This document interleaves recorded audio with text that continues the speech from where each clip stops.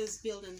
OneUp is actually an organization concerned with peace building, keeping peace in the community, in the home, everywhere you find a woman.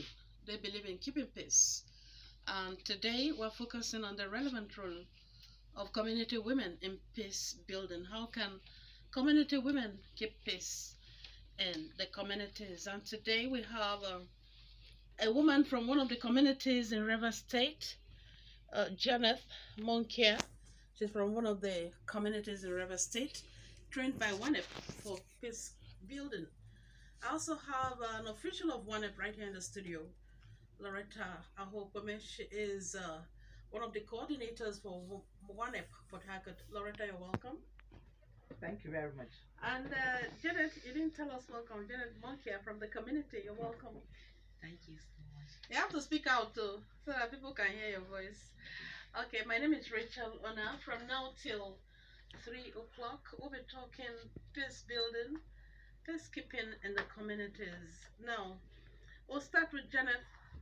You are from one of the communities in River State, and you've been trained by OneUp in peacekeeping, peace building. So, how has it been? First of all, what are the issues that really cause problems in your community? Okay, thank you so much. The issues that causes Speak out now. the issues that causes a problem in most of the communities are, let me say, chief council is one of the most problem in most of the communities, because in various communities they have problem with chief something, this I'm a chief, I'm supposed to be the chief, you are not supposed to be the chief. And by so doing, most of the communities are in problem, because when you are in a community and you don't have a chief, you don't have a leader that will lead you, you are, in fact, you are just like a child that did not have a father, not a mother. If anything happened to you, there's nowhere you can run to, there's nobody you can report to.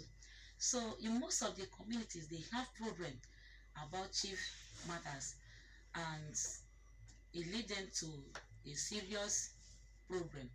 So it is good, by so doing, it is good to have a chief, somebody that will lead them in the community, so that if anything happen, you can run to the chief and report it.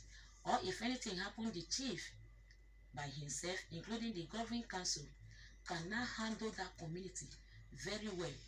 If there's anything that would have been a problem into that community, with the presence of the chief and the council of chief, the governing council, they can now handle it very well, and that community will not be in a problem. But if there's no chief in that community, there will be problem. And if they agree on one thing, that since your father was a chief, because in a chief something, it is not something that you can just from anywhere and be on the throne. It will be something that it is from kindred. That is the way it used to happen. So if my father, example, my father was a chief, and I'm the first son of my father, and my father is not there, automatically I'm the chief in that community. So anything that belongs to me, they will give it to me. They will give me my own right, so that I can rule the community. So if it is not like that, and another person now fights me that he don't want me to be the chief, he is supposed to be the chief, I think there will be no peace in that community. There will always be a problem. Then in this case now, it is the duty of a women in that community, when they have seen that that thing has become much. Because if there's no peace in that community, the women will not have rest, the men will not have rest, and the children will not have rest. And there's nothing that, no good thing can come into that community until the community will have a peace. So if the men cannot do anything about the chief in a good way, I think it is the duty of a women to come up, and they say this thing should be like this thing should not be like this. When once 2 to 3 women came out and said something like that, I think the community will listen to the women, because all these people were born by a women. So okay, Janet, you're telling us now that from your own perspective in your community, what causes problem, what is the major problem in your community is chieftaincy also, right? Yes. And that has led to a lot of issues. Yes. Okay, now go ahead and tell us how you, as a community woman trained by OneUp, has been involved in the peacekeeping process in the community? Okay, what I did there was to go to the community and look for the able men, those that they can talk, those that they can bring advice, those that they can understand, those people that if you tell them to stop, they will stop. I now call them, gather them in the town hall. They were there. In fact, the governing council was more than 26, or they were 26 in number, including men and women. So I now asked them, this matter that it is like this, how are we going to handle it? And they now said the women should, if there's any good thing any good contribution that the women can contribute, let them to it. I now say, okay. I now call the women and talk to them. So when I call the women and talk to them, they understand. They didn't look my height, and we went further, and we see that the case that was lasted for 21 years ended in a shorter period of time. Okay, wait, you've been having this tussle for 21 years. 21 years. During those times, what was the state of the community? What was happening in the community in these 21 years? Nothing was happening. There was a serious problem. Nothing was happening. Okay, nothing was happening. There was no crisis. There was no trouble. There was crisis. I thought you said that. There was a serious crisis in the community. It happened that even you being a woman, you cannot go to farm alone. You cannot go to farm. You cannot keep any table market at your frontage and sell it. You cannot do anything tangible that can give you money. The community was just like that, in a serious bondage. All right. So, what made you to take that step you took, as in going to the governing council in the community, calling people together? What made me to take the step? It is the meeting that I attended with OneUp, and they taught us how to make peace in our community. Okay, so they told you that when you get to your community and there's a problem, you should come out as a woman. Now you came out. So how come they listened to you, since they couldn't listen to anybody for 21 years, and you were able to achieve this success in a short time? Why? How did you do it, and why? How? Why? It is because I did not jump into the matter. One, I'm a neutral. I did not belong to A nor B. Then I create a rapport by going to them in a good manner. Approach them, first of all, ask them their minds, and they not told me their mind. I now ask them, so if we do it like this, is it going to favor us in this community? And they say yes. So I first of all create a good rapport with them. I did not ask them, I did not say that since I was have a meeting with OneUp that I will use my own power and do it. I did not do it like that. I first of all create a rapport, ask them the problem, ask them what is causing that problem, and they now told me. It was from there that I have the road that I take and enter into the matter. So now you're encouraging women who want to be involved in peacekeeping to be neutral. Yeah. Right? Not to belong to any camp. Yes. In the community. If you are neutral, it will be very, very easier for you to come into it. But if you belong to A, as soon as you get there, B will now attack you. If you belong to B, as soon as you get there, A will now attack you. All right. So now we'll go to Loretta. She is a OneUp official. You people have been able to do a lot of work on women to the extent that women can be involved in peacekeeping. How were you able to achieve this? Thank you very much, Rachel, and good afternoon, listeners. OneUp, like we have already stated before, is a peace building network, and it is for civil society organizations, it is for individuals, it is for anybody that is interested who wants to be a peace actor, whether you are government official or you are a non-state actor. You can be part of us if you want to. And what we do, these women, we trained them in 2019, and in that 2019 we trained 40 women leaders in Rivers State.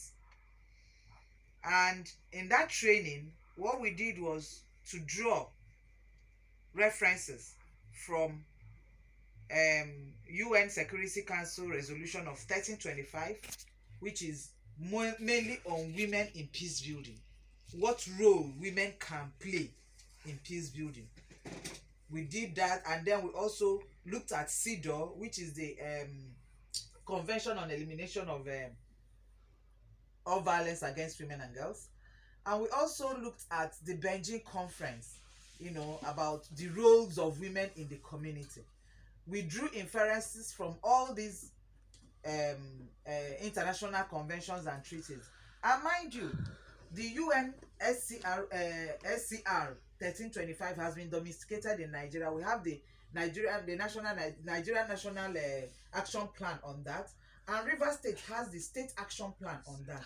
So we were able to train our women also based on that adoption of that UNSCR 1325, so that they will understand that it is no longer an international treaty, but it is now part and parcel of Nigerian policies and River State policies on women and peace building. So under women in peace building, OneUp was able to train 40 women, and in training those 40 women, aside the inferences we drew from these international treaties and the domesticated treaties, we were also able to train them on confidence building. And in that confidence building, we were able to make them understand who they are and the power that's inherent in them. It's an innate thing, something you have inside you. It's a talent, it's a gift. So we were able to draw out this gift, we were able to draw out this talent, we were able to open it up and tell them that they can actually do it if they want. So it is for them to understand who they are and the power that is in them. It is a God-given gift. It is not borrowed. So they can actually use it to make peace in their community. And after those training, we also did a training on self-esteem for them.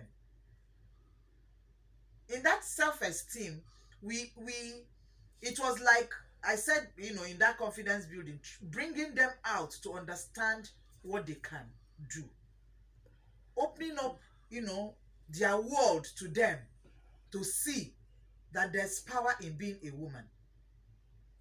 We know that the patriarchy in our African society and in the world does not allow women sometimes to partake in this peace building and in governance in communities. But we know that with proper training and proper tools, engaging tools, advocacy tools, which was what we used, because in that training we also did some real role plays, and in that role plays we taught women how they can penetrate the men, how they can take advocacy to these men, how they can take advocacy to warring partners, how they can take advocacy to conflicting partners, and they will listen to them. All right. And like Janet said, these women, when she went back to her community, she was able to draw inference from the training she received. She called her women together and she told them this and this and these are the issues we are facing, and that women as a group can do something, because it is not a one-man thing. It is not a one-woman issue. It is issue affecting every woman. And because the women was able to listen to her and understood where she was coming from and understood the issues they were having in the community, they all were agreed to go together to meet the men. And that was what happened. And they were able to get good outcome. Impressive, I must say. But what informs your choice of these women? How were you able to pick 40 women from the various communities? What informed your choice? What informed our choice was we wanted women leaders of communities. Okay. Women leaders of communities. And we had women leaders of communities. We had women and girls. It was not just women only. We had women, and we had also some girl leaders that have associations and clubs. So they were able to send in their leaders to be trained. Okay. Yes. So who bankrolled the training? NORAD. Okay. Norwegian okay. This year's development. Okay, NORAD yes. bankrolled the Yes. training. Okay. So the aim is to equip women who can keep peace in various communities Yes. across River State. Yes, to equip women with advocacy tools Okay. on how to engage men, on how to engage women, on how to engage girls, youths, boys in the communities, for them to understand that conflict is not the best for any community. Okay. All right. The program is Women Voices for Peace and is reaching you on Treasure FM 98.5. Today, we are looking at the relevant role of community women in peace building. That is because this program is sponsored by OneUp, West Africa Network for Peace Building. They are the sponsors of this program and they believe in keeping peace everywhere you find a woman. All right, shortly we'll be letting open. Okay, let's give you the phone lines in case you want to call us. 0903 853 7092. 0903 853 7092. We probably have 0818 057 7977. 0818 057